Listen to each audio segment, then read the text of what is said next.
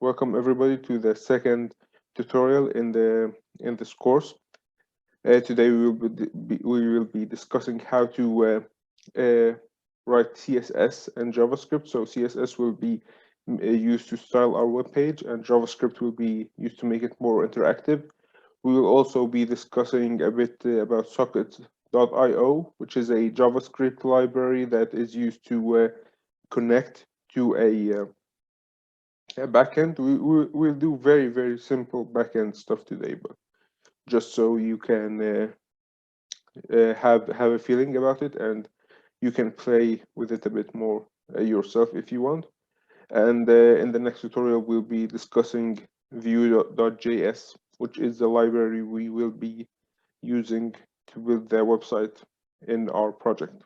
So I'll start sharing my virtual machine screen window now. So I by the way, I have a poll, so you can all fill it out. Yeah, it has some. So I'll give you a minute to fill out this poll. I don't know if you can see it or not. You can probably see it from the bar that says polls. It has a few questions, so yeah, I just want to know whether you remember the concepts from last time or not. But they're very simple questions, so I'm sure most of you will remember them. So yeah, I'll give you a minute to fill it out, and then I will be we'll start with the tutorial.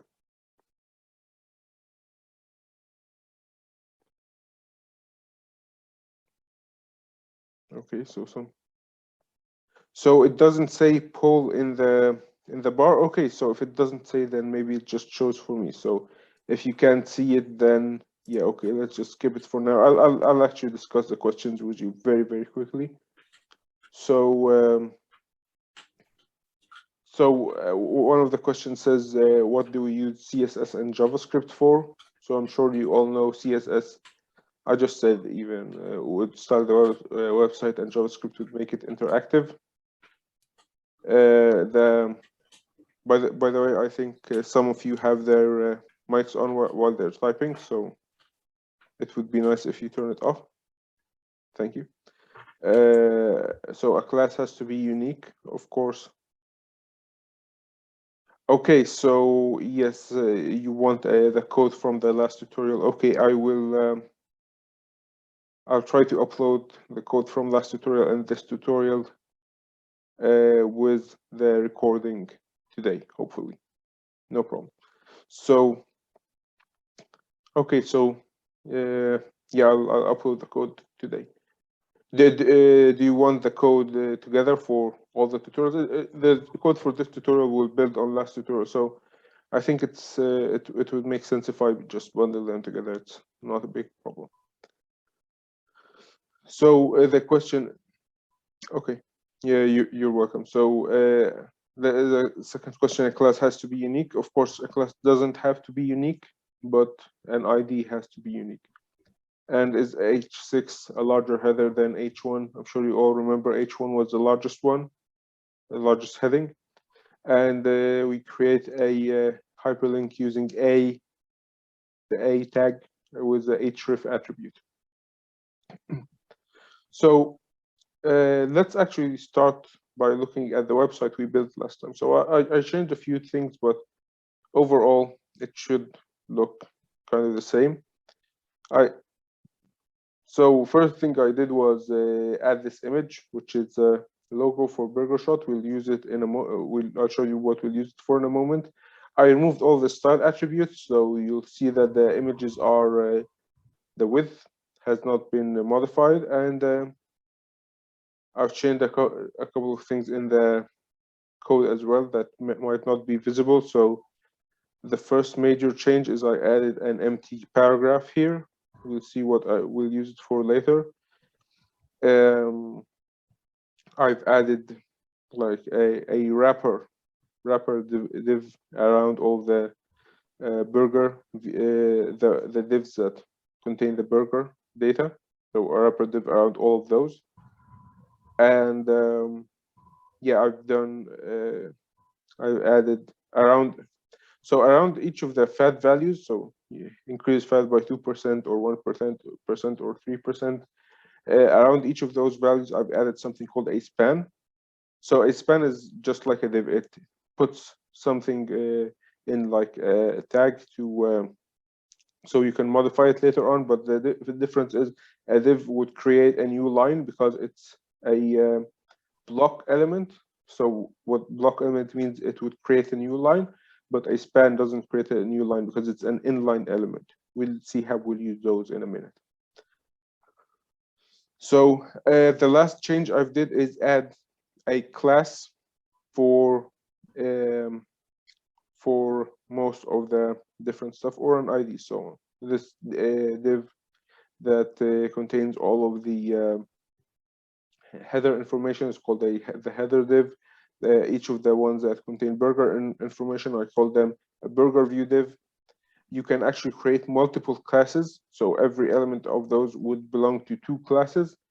And they have to be separated by space. So the BurgerView and BurgerView A, this belongs to BurgerView and BurgerView B, and so on. So one thing I forgot to mention last time was how to create comments in HTML. So you just create it using the less than sign and then the exclamation mark and then 2 dashes, and then you can create whatever you want, and then you write another 2 dashes and a greater than sign, and that's how you create a comment in HTML. Let's see. So I also wanted to So I also wanted to show you how to add a new web page. So for now, all of our work has been on one web page, but what if we want to have multiple web pages? How do we deal with them?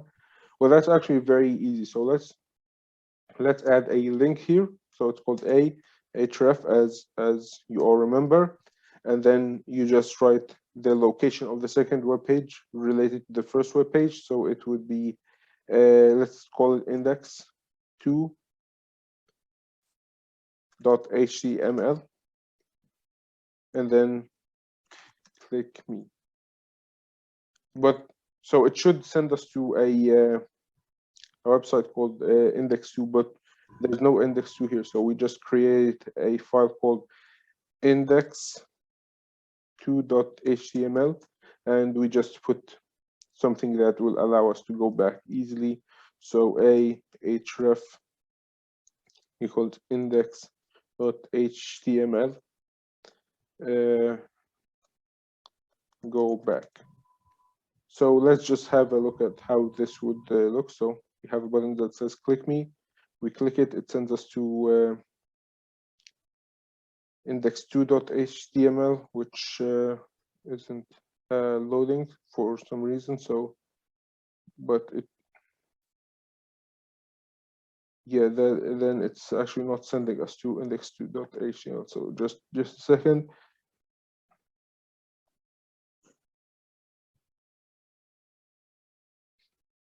Yeah, I guess I'll try to close and reopen the node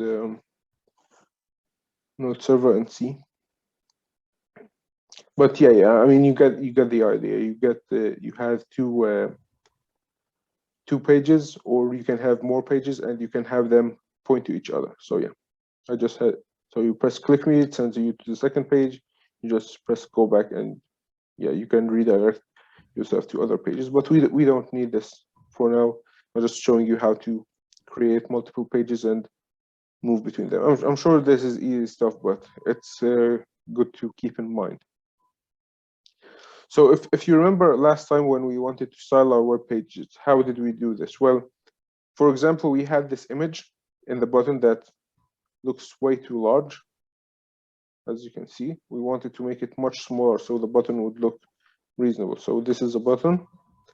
What we did was create a style, and width, we set the width to 25 pixels. And now this seems like a good idea, but what if we have multiple different elements that should be styled in the same way? What if I want to change them? What if I have to add an element? I have to change the style at multiple places. If I have to add an element, I have to copy lots of code, which is not a very efficient thing to do. Another problem is that if I have multiple pages, I have to modify each page separately, which if I forget to modify one page, it will lead to an inconsistent website. So that's not great. So we can solve the first problem by in the head here, we can create some a style tag, and then we can just write our CSS. But this solves the first problem, but doesn't solve the second problem. So how do you solve this? We include a CSS file, and then we include it in each of the HTML files that our website has. How do we include it? Well, it's pretty easy. We just create something called a link, and then rel equals style sheet, and then we write href equals and style.css. So what this does is it tells the website that, or the client, that there's something called style.css, and you should look at it as a style sheet file to style our website. So how do we style our website? Well, we have this image here that, as we said, looks way too big on the button, and we want to make it smaller. Well, we created a class for it. Class equals image on button. All we need to do is to write dot the class, and then two curly braces, and then width would be 25 px. So we save and then reload, and as we can see, the image is much smaller. So what have I just written? So a CSS rule, this is a rule. It consists of two parts. So the first part is the selector. It selects what this rule applies to. And the second part is the properties. So the property here, we set one property, which is the width, would be 25 pixels. The selector can select a class by having a dot and then the name of the class. So the name of the class, and then and before it a dot. But what if we don't want to select a class? What if we want to select all H3 or H2? So what H2s do we have on our website? If you remember, we have the order with us label and the enjoy our burgers. What if we want to modify them? We don't want to specify a class. So all we need to do is H2. This will modify every H2 in our HTML document, and we can like maybe set the color to blue, and if we save, we will find that all of our H2s are now blue. You can do it with paragraphs, you can do it with labels, you can do it with whatever you want. You can also select an element by its ID. So where do we have an ID? For example, the H1 here has an ID of page title. If we select hash, then page title, what will happen is this will apply to the page title or the H1. So we'll see that it's now blue. So we now know three different types of selectors. There's another one which is a star. This is a universal selector. This applies the rule to everything. Let's set the font family to Times New Roman. Now this means that we will set it to Times New Roman. If we don't find Times New Roman on the system, we'll use the Times font. If we don't find it, then we will use any serif font or any font in the serif family. So if we refresh, we will find that our font has changed now to Times New Roman, and on everything. So this is the universal selector. This selects everything. Finally, there's another type of selector to round up the basic selectors. We have another group of selectors, but we'll discuss them later on. So the last type of selector is based on the attributes an HTML element has. So what for example, if we want to maybe change every paragraph that has an ID, so, or not that, maybe every button that has an attribute called type. So what we do is button, and then we use the brackets and then type. If we want to change all input that has an attribute called type, or if we want to change anything that has that's part of an input labels. So for example, you can also do input labels, and that has a for attribute. So these brackets allow you to select something that has a certain attribute regardless of its value. But what if we want to try to see what value it has? So we can say input type equals radio. Now this will only select any inputs that have a type which is radio, which are our radio buttons over here. So let's try it. Let's say input type equals radio, and then we will say it's width. Maybe let's make it something large, like 200 pixels, and then see, and you'll see that all of our radio inputs are very wide, but the other type of inputs have not been changed. So this is how we use the basic selectors in CSS. If we want to have multiple selectors, so we want to have all of the images that have an image on button, but also we want to have all of the everything that has a class of burger image. We want to make them all 25 pixels, so we can just use a comma to separate them, and then we just write burger image. Now, all of those are of the type burger image. We will resize them to 25. So this selects everything that is of the class image on button and everything of the class burger image. But we don't want that for now. So we now have some idea of how CSS works. Now I want to show you how we want our website to look. So let's try to make our website look something like this. Now I think arguably most of us can agree that maybe this looks quite a bit more pleasing than the website we have over here. This looks very basic, and yeah, I mean it doesn't look very nice. Well, this looks much nicer.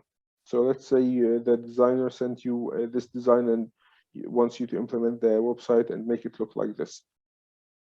How do we do it? Well, let's first try to tackle the biggest problem, which is how tall the website is and how large these images are. So let's try to make them much smaller. So they all belong to in a div which is called BurgerView. So let's set this BurgerView a class BurgerView and make it much narrower. So let's set its width to 250 pixels. Let's see how it would look. So yeah, it didn't really do much. That's because we also want to set its display to be so if we have it as block, everyone will be in its own line, but if we have it as inline block, it will not create a new line. By the way, if we remove the width, then it will look like this. So yeah. Now, why does it look like this? Well, the image is because the image is larger than the width, so it grows a bit. So let's actually change all of the burger images and change their width to 200 pixels, and it looks better now, but the problem is they are not aligned from the top, which looks very weird. So what we can do here is in the BurgerView, set the vertical align to top, and yeah, now it looks much more reasonable, I think.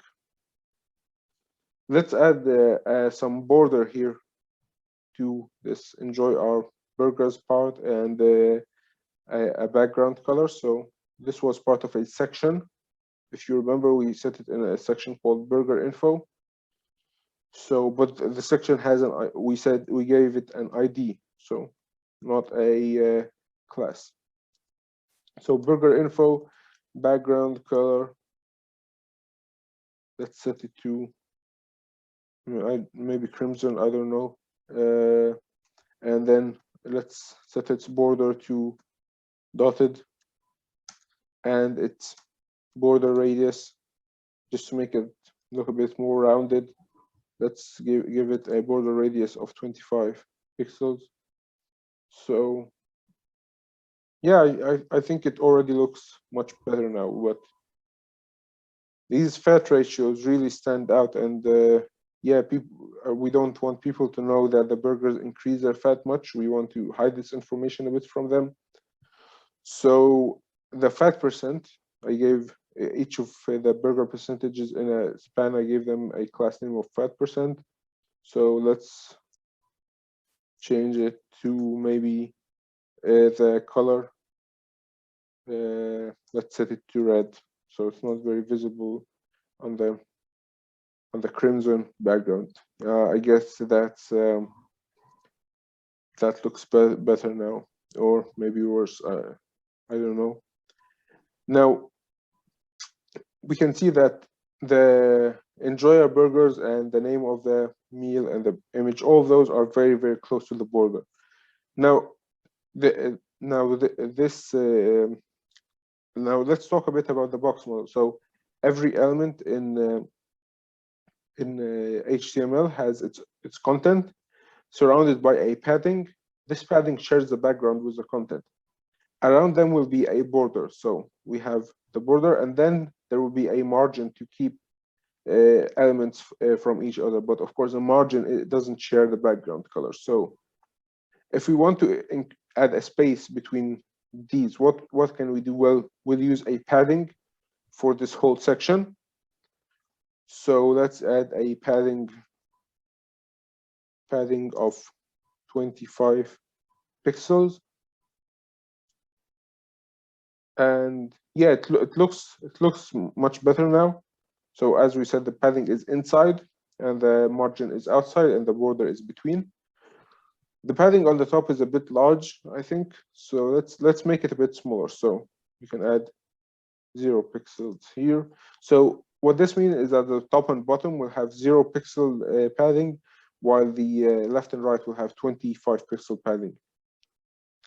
If we want to change to specify each one separately, we will say the top they go in this order: top, right, bottom, left. So top 0 pixels, right 25 pixels, bottom 25 pixels, and left I also set it to 25 pixels. So yeah, I think this looks much nicer now. So that's a good. Yeah, I actually want to remove this part for now. So yeah, I guess this looks kind of nice, and but let's try to organize these elements a bit. I mean, they don't look very organized, and when there's a new one, it will go to the next line. We want to align them to a grid and make it look much better. So how do we align them to a grid? Well, what we do is we create a wrapper div around all of them. So around them all, we create a div wrapper, and then we give it a class name, and then we simply go to this. We we set the wrapper. We attribute it, so we give it a display grid, and we go grid template columns. So this tells us what the size of each column will be, and we will give it 250 pixels and 250 pixels. So it will mean that we have 4 columns of 250 pixels each, which sounds nice, but I think there's a better way of doing it. Instead of specifying the size in pixels, we can specify it in percentage. So if we give each one of them 25%, that means that each of the views will have 25% of the width of the parent element. So instead of specifying a width in pixels, we can specify it in percentage, which will be the percent of the parent element. We'll add a grid just a second. I guess it was grid. Yeah, yes, it was called grid gap. So I will add a grid gap of 10 pixels just to make sure that what will be the parent element. Okay, yeah, that's a good question. So the parent element, so when we set grid template columns, it sets the width of the BurgerView to 25%. The parent element will be the grid view wrapper. So in this case, it will be the the BurgerView wrapper. So it will, here's the BurgerView, and the parent element is the BurgerView wrapper in this case. So we add 25 space 25, yes. But then we have a grid grab. So I think it's better if we set each of them to 24. That would be nicer. And now we will also give a maybe a background to each of them. So let's set the background color to maybe dark gray or dark slate gray, doesn't really matter. Now let's see. Yes, okay. So yeah, it looks much better now, but let's give it a border radius of 10 pixels. Give it a small border, and let's add a padding of 10 15 pixels. Okay. But since we already set the width here, we don't want to set it again here. And of course, because this overrides it and makes it look weird. And when the image sorry, forgot the colon here. The image, we want to give it just a width of 100%. This means the image will have 100% of the width of its parent, which is the BurgerView. So let's see how this will look. Yeah, I think this looks very nice. We can set the font size, font colors to white. So if we want, sorry, not font color, it's just color to white if we want, and yeah, it changes the font of everything inside it to white. So that's yeah, that's how we can create a grid. And using these percentage sizes is actually advantageous to using pixels. So yeah, because your website will be viewed on different devices with different resolutions and different pixel per inch measurements. So specifying the width as a percentage, or as we'll discuss the different ways to specify the sizes later on. But for now, yeah, we will use pixels because it's easy now. But when you're creating a website that should be viewed on a web browser or on a computer or on a phone, it's better to use percentages or other things that we will discuss later on. But yeah, so let's actually give the website itself a background. Maybe this will, yeah, this should make it look a bit better. So how do we specify the whole website? Well, there are many ways. You can just say the body, because all the website should be inside the body, or the visible portion of the website should be inside the body. We give it something called a background image, and to specify an image we use URL, and we just say give the image. Of course, it's relative to the CSS file, not relative to the directory we're working on. So, but this should work. So we get a background image. It's repeated, so that's not good.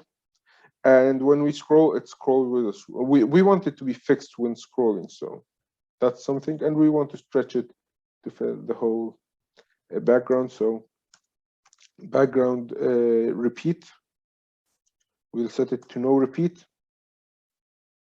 And background attachment, we will set it to fixed. So what this will do is the image will no longer repeat, but it will be fixed. So when we scroll, the image remains at the same position. Though we are facing one problem is that the image doesn't fill the whole website. So all we need to do is just background sites would be cover. So once we do this, you find that our background fills our entire website. And yeah, I think it looks better now. It's maybe something that's arguable, but yeah, I guess it looks better. So we want to do a similar thing to the lower part. I already have the code here. So actually, before that, maybe I want to discuss one thing. So we created a grid and we put elements in it, but we didn't specify where each element would be. So normally they'll take the first position, second position, and so on. But what if we want to create to change the position, or maybe make one element wider, span multiple rows, or span multiple columns? So how you do this is you select each element. Remember, we gave them a class of BurgerView and BurgerView A for the first one, BurgerView and BurgerView B for the second one, and so on. So BurgerView A, we'll set it to grid. Grid column would be, we set it to 2. What this would do is it will set it to the second column, and all of the other elements will follow it. We want the salad meal is now in the second row. We want to set it in the first row. So BurgerView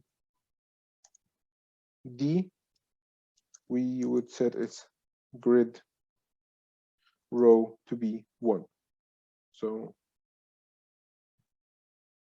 yeah, now it looks better. If we want something to span multiple grid elements, we can just set it grid column 1 and then span 2 / span 2, and this will span two spaces. You can also do this in the row if you want, but yeah, that's you can do all of this stuff however you want. It's the grid thing is very flexible. So let's say we want this beef tower meal to span 2. So what we can do is BurgerView C, I think, grid row 1 span 2, and this was, yeah, I guess it's try it. So which one? Yeah, it can be a bit yeah, I think it's, actually I don't remember. So yeah, but it's let's set it grid column and 4, should be 4.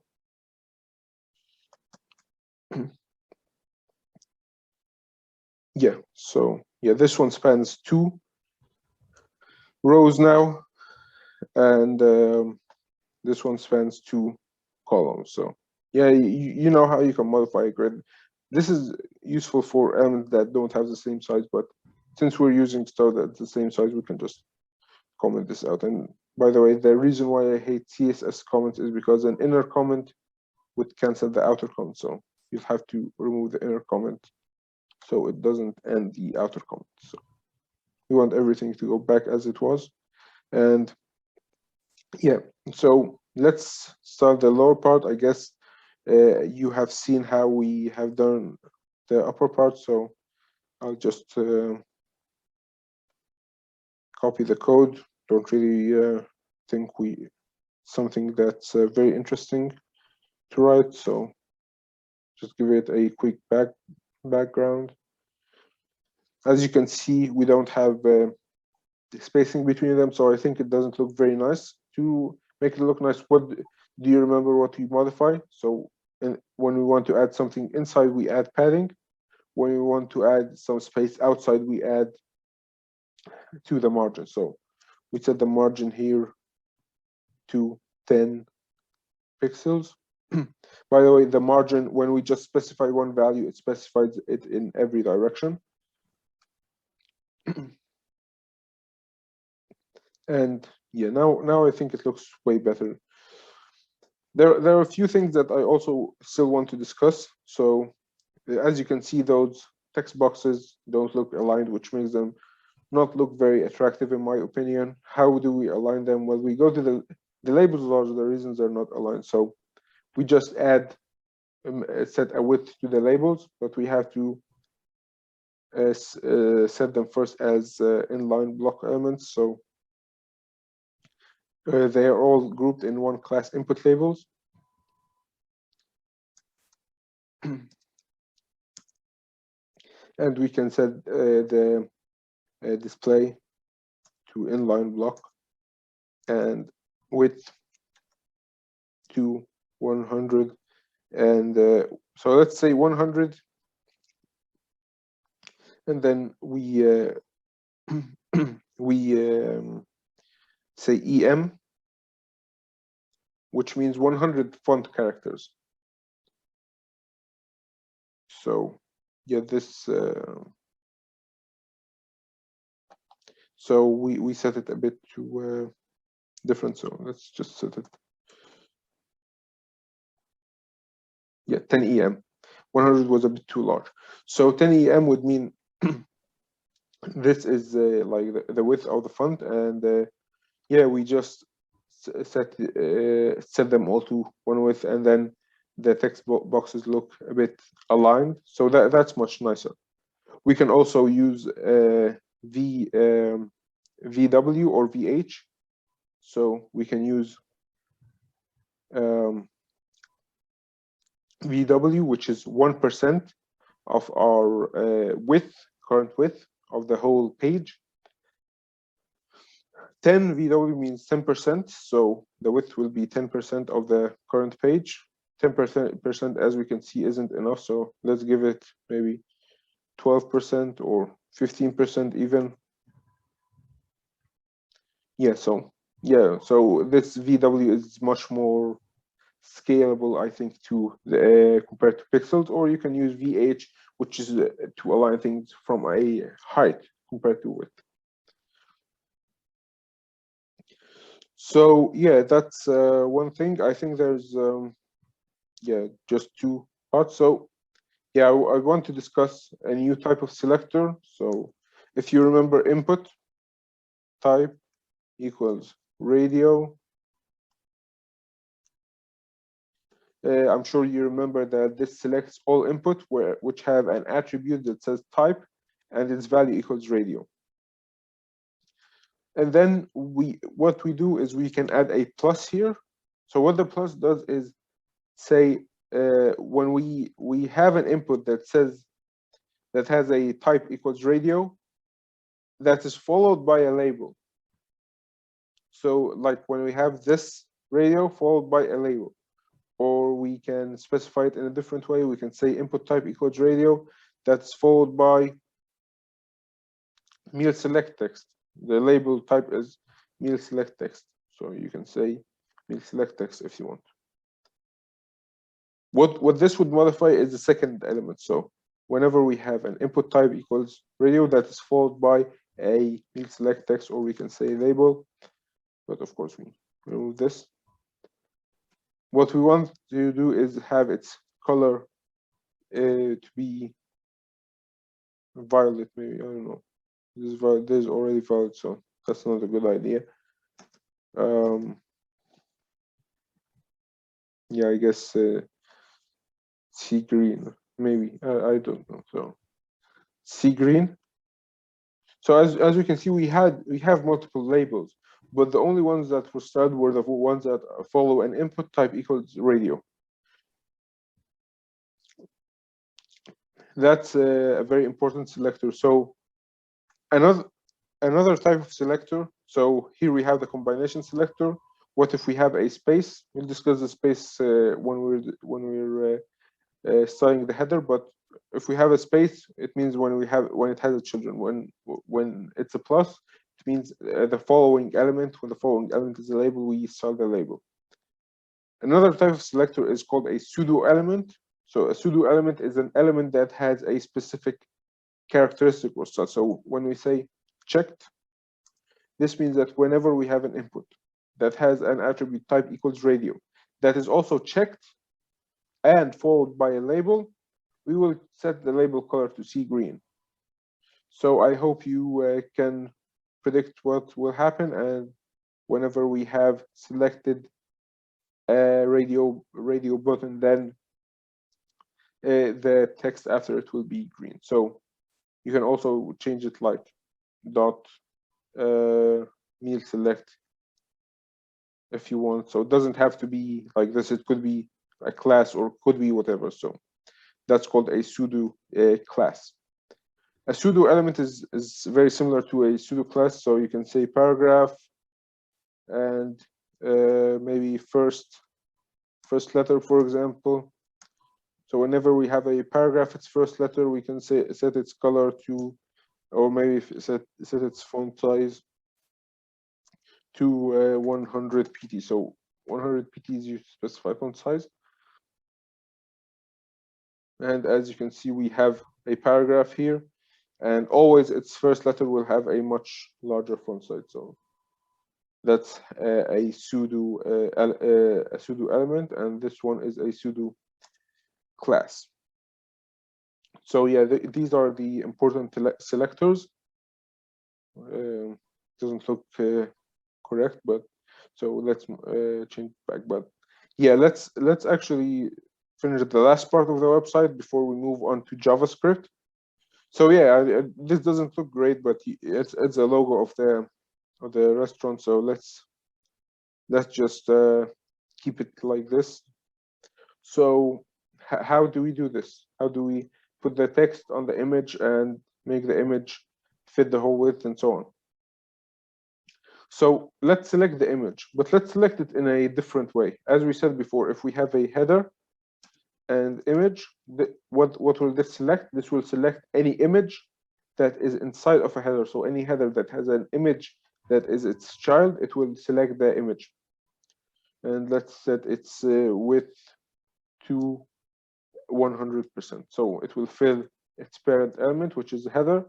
And let's also set its opacity to 0.7. So the opacity ranges from 0 to 1. So to make it a bit transparent, and yeah, so the text can be seen once we put it over it. So that's nice. Now let's modify the text so it would now be on top of the image. So let's select it in the same way. So let's do a header h1. So whenever we have an h1, let's have a look at the HTML again. So whenever we have a header that contains an h1, what do we do? So we can set its font size to maybe 64 points, and we can set its I don't know. So yeah, I guess its font size is enough. So we want to make it a bit large, and we also want to select a paragraph. Whenever there's a paragraph inside the header, let's set its font size to 18. Now we still haven't put the text inside of the image. So how do we do this? So we first want to change the image to make it display a type of block, and we want the header to have a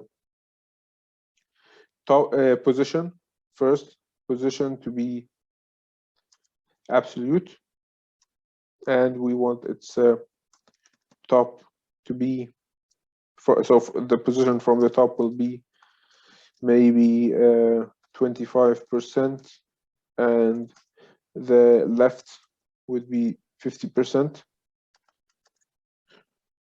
Let's see how this looks. So as you see, the origin or the top left point is at the position we want, but not the center. So how do we set the center? So we just set transform translate negative 50%, negative 50%, which means we move it to the left and to the top negative 50%. So once we do this, yeah, we have our text now on the image. It's nice. Let's move it a bit up so it looks a bit more. Yeah, that's nice. And let's just do the exact same thing to the paragraph. And top, let's keep it at 30%. I don't know if that's yeah, that's still not great, so maybe 40%. Yeah, that's good enough. I think the website now looks much better than before. Arguably, I understand that. I know that some people prefer those white websites, but I think this is much more organized and looks much more professional. So I think we've used the CSS to make the website look much better. So that's very nice. Let me see here. So have I explained everything I wanted to explain in CSS? Yes, I think everything that I wanted to explain has been explained. So that's nice. So let's actually, I think that's enough CSS. Does anyone have any questions about CSS? Because next on, I guess we will move to JavaScript. So anyone has any questions?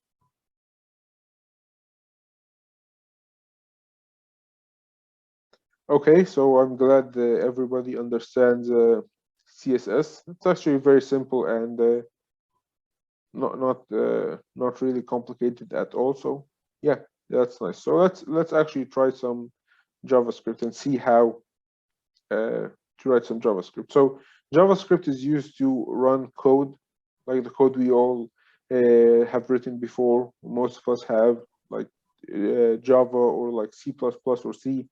We can use code like this to manipulate our website. Yeah. So how do we do this? Well, we usually run JavaScript using stuff called events. So for example, here's the website. It has a button here. Whenever we press on the button, we want to have it execute some JavaScript code. So what we write is on click. Of course, there are other events. So you have on click, on change, I don't know, on error, on focus. So whenever you're focusing on it, when the key press, key down, key up. So you have so many events. You should mouse move, mouse out, mouse leave, and so on. But we want a simple one for now, and you can play around with the rest later if you want. So on click, we want to run a very simple JavaScript code. So we say alert, and this just sends an alert. So let's try to run this. Press here. It hasn't reloaded, I think. Okay, so yes. So for some reason, it slows my web browser in this virtual machine significantly. So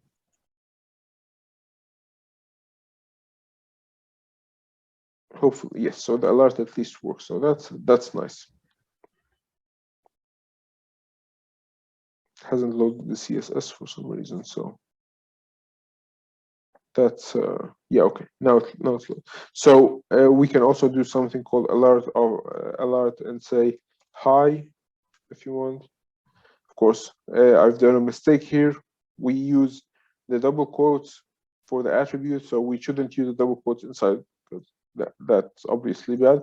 So we can use single quotes instead. And we can refresh our web page, try to order, give us an alert hi, nothing very exciting. So we can try to do a alert of hi plus prompt enter name. So let's try this. So it will give us a prompt, enter name, I'll enter my name, okay, and then it says hi, then my name. But let's actually try to put functions. So let's create a let's say it will call a function called button click, and then we go here and then we can write script, and then we create function button click, and write whatever we want. That's nice, but the same as CSS, we also may want our function to be reusable across multiple files. So we can remove this and create script source equals and then script.js.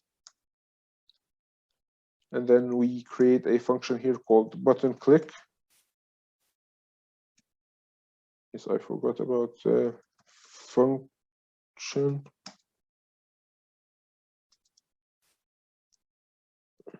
Okay, so what we'll do an alert of 0 or whatever we want, then test it. So hopefully it will work, and yes, it works. So now we can use our button press to call this function. Let's try to do some more interesting stuff with the function. So let's actually try to say hi to whatever we wrote in this text box. So what we could do here is say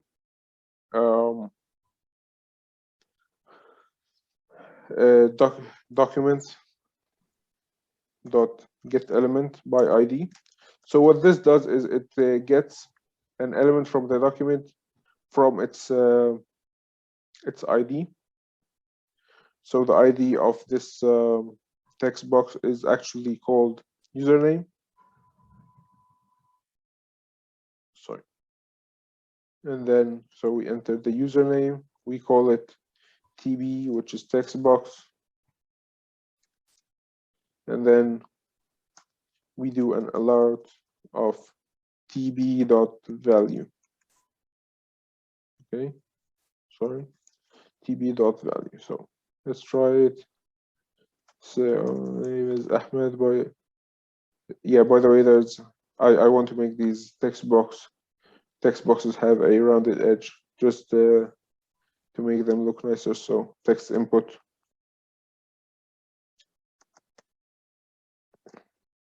So text input, and then we do a border radius of 5 pixels. But yeah, that's one thing I forgot to do. So anyway, we have an alert of the text box value. So as you can see, we can write whatever we want, and it will say hi. It will send us this name. So that's nice. Let's try something a bit more interesting. Let's try to make it add. We can put like 5 and 7 here, whatever numbers we want, and we want to press order, and it will give us the result. Yes, okay. So someone is. Can you show how to include the script? Oh, yeah, sorry. So including the script.js is you just go to the head and write script source equals your script file, and then /script. /script is important here. So this is how you include the script file. So let's so also, if you remember, we added a paragraph here that has that's called order status. So we could do let tb and let p equals document dot get element by ID order status.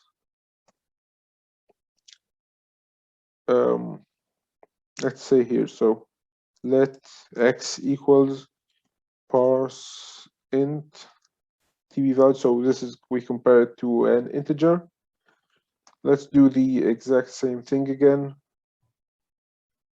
Username street, which would be the second text box, and then we put it in y, and then p dot inner text equals x plus y, and let's see if this will work. So it says 12. Let's say 7 plus 7 is 14. That's nice. So we were able to implement stuff using JavaScript. Now, I'm sure you can do much more interesting stuff yourself using JavaScript. And yeah, if you don't really know JavaScript, I would highly recommend you check the lab. In the lab, there's a book reference called Eloquent JavaScript. So you should check this book. It's a very nice book and it's interactive. You can modify the code in the book and run it, and you have exercises you can run. So that's nice. And the lab tells you which parts of the book you should read, which are chapter 1, 2, 3, 4, 6, and half of 8. These are the parts you should read if you don't know JavaScript. But yeah, I'm sure once you read this book, it doesn't take much time to read these parts. You'll be able to do some very, very interesting things, create buttons, create classes, so on. But let's actually do something that's a bit different and very, very important. So we want actually our like our script to communicate with a backend. So that would be very important. But before that, let me just add one thing. So let's try to do something first using JavaScript that I forgot to say. So yeah, here we just do an add that's not very interesting. Let's say I want to hide everything that's called a BurgerView. So let bv equals document dot get element by class name, and then our class name will be BurgerView. And let's say I can bv for, so this is all the BurgerViews. So to iterate over each one of them, so for let bv of bvs. I actually don't remember. I think there wasn't a let here. So bv dot style, or dot, let's say, hidden equals, I'm actually not sure if this hidden works or if I need to do it in hopefully it works in HTML. Yeah, it doesn't work in HTML, so I'll have to do it in CSS. Style equals hidden true. So let's hope this works. So actually, yeah, it still didn't work. So let's actually, okay, let's forget about the hidden. Let's try to make them I don't know. Let's try to give them. Let's try to change their background color, maybe. So what was it? So I don't know. Let's change the background color to this color. So let's see if this works. Hopefully it does. Yes. So what happens is we iterate over all of them, and then we set its style to background color will be whatever color we want, or we can change the CSS, or we can change some attributes or so on. Oh, visibility is hidden. Okay. Thank you very much. Visibility will be hidden.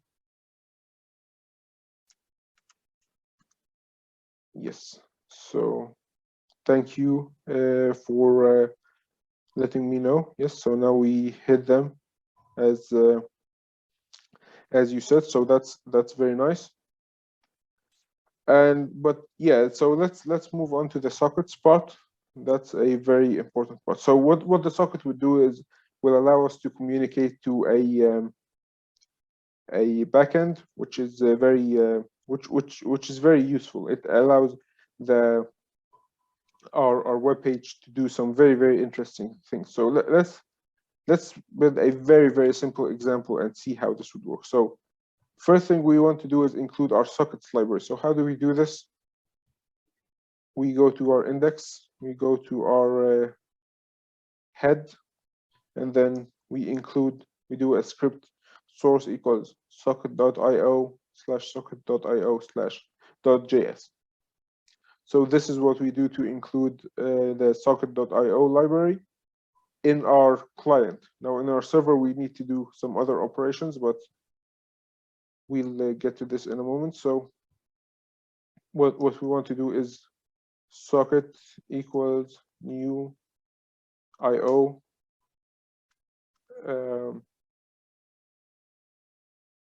Okay, so this is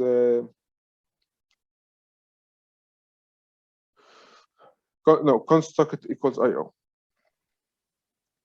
So sorry, so oh, the script tag. So you mean you want it in the chat? Yeah, okay, yeah. So here's how you include the socket.io library. Yeah, you're welcome. So now what you want to do is whenever we press the button, we'll do socket.emit. It will send a message that is called maybe I don't know, order. Let's call it order. And the data, we can send any type of data. We can send a class, we can send an array, we can send whatever we want. But for now, I'll just send a string that says what the order type is. So let's call it S. And what will S be? So let's set S to an empty string for now. And let's see how we will tell the server what type of burger we ordered. So let's say if document dot get element by ID. So what was the name of our combo boxes? It was KM, MM, and so on. So here are our combo boxes: KM, MM, LM, and SM. So let's start with the kids meal. KM dot checked. You can say equals true, but you don't need to do this. So S equals new kids meal, and then you do an else if, and then you just do the same thing here, but then we want our medium meal. So the string will be meat stack meal, and then we will just do the same thing again with the large meal and the salad meal. So it was called LM and SM salad meal, and this was called beef tower meal. So we'll now send the type of order to the server. That's nice. Now what we do on the server. So on the server, we have to, you actually have a server.js already. Now this website contains some code that we'll need later on. So we want to copy this, this file to create a backup. And from lines 1 to 42, you need this to set up everything. And these are the 4 lines that set up the socket along with this line. And you also need the last 4 lines. So yeah, for this part, you'll want to keep everything above const IO. You want to keep anything in between, just remove so you can write your code. But of course, you want to keep it backup. So how do we communicate with the client? So we create io.on and then connection. And then we create function of socket. So what does this mean? This means that whenever we have someone trying to connect to us, we execute something called, so we execute a certain function. So what this function is, it's an kind of an inline function. It's like creating a function called maybe X of socket, and then putting X here. But let's try to just keep it short. So we'll just do a function of socket. Now, whenever we receive a message from the socket dot on, now what will this message contain? Well, if you remember, the message will be titled order. So whenever we get a message called order, we execute another function on S, which is a string we will receive. And what this function will do will be socket.emit. Maybe let's call it confirm and say you ordered plus S. So again, we're sending a string. You can send an object, you can send whatever you want. So I hope this is clear. If this is not clear, please ask, because this is a very important part in our code. Okay, so I'm glad everyone finds it clear. So if this socket will just send to the client connected on this specific socket. If you want to send to all clients, you just do io.emit instead. And also you just put the name of the thing you're sending and so on.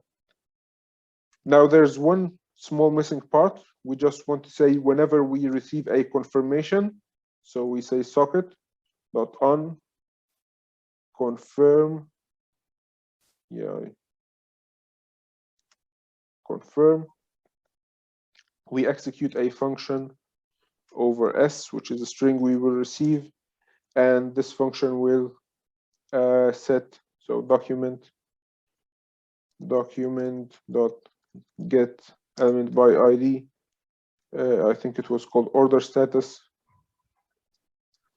Order status didn't have a capital S. Dot inner text equals S. So yeah, hopefully this will work. The only problem is that whenever you change the server, you have to close and reopen everything. So that's a minor inconvenience, but let's hopefully it will work this time. So we'll see. So we order a beef tower meal, and then it tells us you order beef tower meal, order Mukid's meal. So let's for this time, let's see what exactly is happening, so we can understand what this website is doing. So whenever I click this button, we execute the function, because on click button click, it's in the script that's included on the website. This button click forms a string, an empty string, and then it fills it with the name of our meal. And then we send our a message called order with the string as the data to our server. Now, once the server receives this message, it will send back a message called confirm, and with the data you ordered, and then the name of the burger we entered. Then it gets received back again locally, and then it says we set the paragraph called order status to the string we received from the server. So I'm sure there are lots of cool and amazing things you can do with this JavaScript, and with this, even with this very, very basic socket functionality. It will be very, very helpful and very, very important for you during the project. And yeah, I hope you have fun with it. Feel free to play around and check the stuff more. And during the next tutorial, we will hopefully discuss the last tutorial, which will be view.js. Please, okay, so you want the code. Okay, so first of all, I'll show you something that's important. So this is the original script file, server file that I had. So from this part, after the const.io, I just removed everything. This stuff isn't very important because this is, but you need it when you later on. but the server code, all the part that I entered is just this. So this is the part that I entered in the server, and in the script it's a bit longer, but it's mostly just the if part. So I hope you can see it. Even if you can see it, don't worry. I'll try to upload this code to the when I'm uploading the recording as well. So that's don't worry too much about that.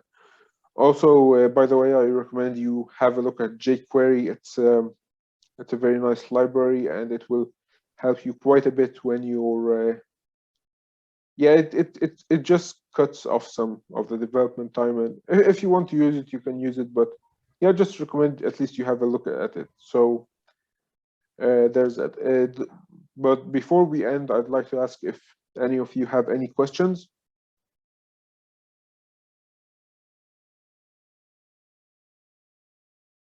Okay, so I guess nobody has any questions. Okay, so if you still have any, okay, so someone. Okay, yeah, so let's go over the grid setup again. So let's go back to the, where did it go? Okay, so yeah, so you to create a grid, what you do is you create a div. Let's create it on another website. So let's say div ID equals wrapper, and then slash div,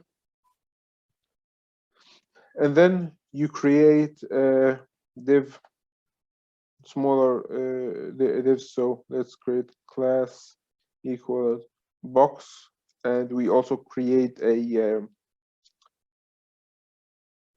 create another class. So it will be called box, and it will be called A in case we want to modify it. So we will have B, C, and D. So this is the HTML code. We have a wrapper that we form the grid in, and then we have a few 4 different boxes that we want to put in the grid. I'll put this code in index in a moment, but and your CSS will basically say dot wrapper, and then you will have a display grid, and yeah, just like you have a display grid. Your grid template columns will be like the size of the grid will be divided into 4 different columns. Each one of them is 24%, and then we will have a grid gap, or a gap between each of the elements would be 10 pixels. Now you go to the box, you can create like a background color or a border radius, you know, all this stuff to make it look a bit nicer. So dot box, this will apply to each one of the elements inside. Then you can also create a now dot A. Let's say you want it to be grid row would be in, so A would be in the grid row of 1. Let's say it's in grid row 1, and grid column, let's say grid column 1 as well. But let's leave A as this, and let's keep B just like A, but give it a column 2, and then yeah, I forgot to set it to B. And then we should have C. We could have, for example, C, and then it will be in row 1 and column 3. But let's let it span two different rows. So it will be a bit taller, and D, for example, let's have it be in row 2. So let's leave it as it is. and column 1, but let it span 2 elements in the column. So let's actually have a look at how this would end up. So hopefully this works from the first go. I'm not sure, but let's see. So we have this stuff here, and then we have this here, and then let's put it here, maybe below the order status, and see if it will work. So no, they are not visible. So let's put some text in them. So yes, so well, they're not organized well, but you do have the different like the divs, and you have the boxes. So let's see what the problem is. So grid row 1, column 1. So the box, maybe it was display inline block was a problem. I don't remember. Yes, so display inline block, but we still didn't set the width. So actually, let's actually put an image.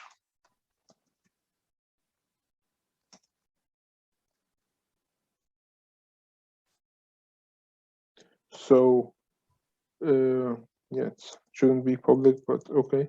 Any image, let's remove public, and let's put it in each of the divs.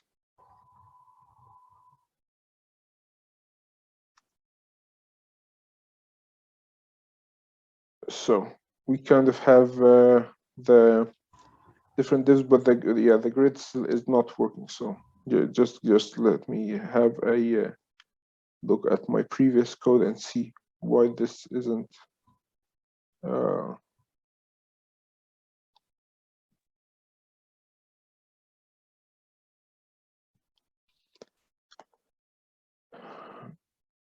maybe because I have one extra column. No, it's not because of that. But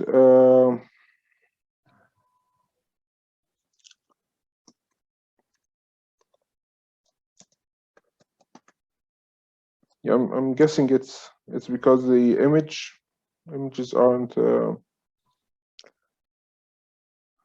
aren't set correctly. Just yeah, sorry, it's taking a bit of time. So just a quick update. So the problem I had last time was just in the fact that in the style I just added a hash for a dot to select the wrapper instead of a hash. So no properties were being applied to that div, since it's using an ID instead of a class. So once we fix that, then we can see that our grid now looks much more reasonable, like we expect. So quickly, let's go. So we have here 4 divs included inside one wrapper, and here we set the wrapper to display grid, and then we set 3 equally sized columns, each taking up 30% of the wrapper, and there's a 10 pixel grid gap between them. We have the box, which has the background color to be dark gray. We have border radius just to make it look a bit better, and we have padding of 25 pixels. So the part of the div would actually be visible. And each one of them we set its row. So for example, A, you would have row 1, 1, B have row 1, column 1, B have row 1, column 2, and C have row 1, column 3, but it spans 2 different rows, as you can see. So C spans 2 different rows, while D is in row 2, column 1 but spans 2 different columns, so that's D. And I set the images to in the CSS to stretch, have 100% the height and 100% the width. So always make sure that your selector is written correctly, because that could be very annoying at sometimes. Thank you very much.